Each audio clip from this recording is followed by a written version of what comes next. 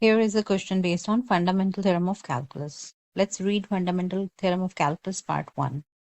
If f is a continuous function on the given interval, then function defined g by this formula. What is this? G of x is integral from a to x. A is some constant. X is a variable which is moving between a and b. F of t dt. So what do you see it, right? If this is some function f of x which is continuous from a to b. Somewhere between a to b we take a point x, and this integral we know that that is the area under the curve from a to x.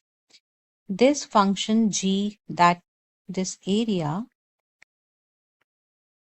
is, we are naming it as gx. We are saying that is a continuous function and it's also differentiable. And if we integrate that, if we integrate g prime g of x, then we get back the function. Basically, how you should see it, g of x is equal to integral a to x f of t dt.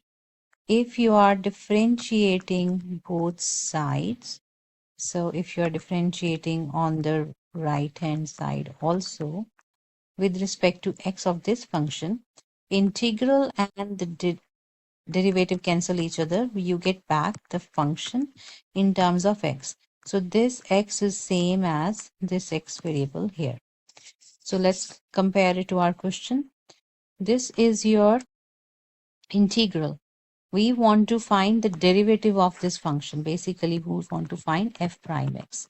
That would be the derivative of this integral.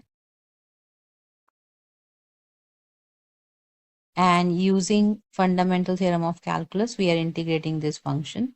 That should be integral and the derivative will cancel each other. We will have 2 plus sine of, in place of t, what will be there? X. That is your answer. Should be t here. Okay. So this is a really simple question. It's only testing your knowledge of fundamental theorem of calculus part 1, just which says the derivative and integral cancel each other and you get the function back in the variable x.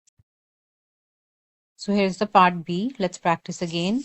F of x is this integral. We need to find the derivative of the function. So we need to find f prime x. That is the derivative of this function. But f of x is what? The integral from 0 to x of 1 plus t cubed dt. From the fundamental theorem of calculus, we understand that derivative and integral cancel each other. So our answer should be just this function, 1 plus, in place of t, we are going to replace x here. That is your answer. So again, simple question, just testing your fundamental theorem of calculus part 1.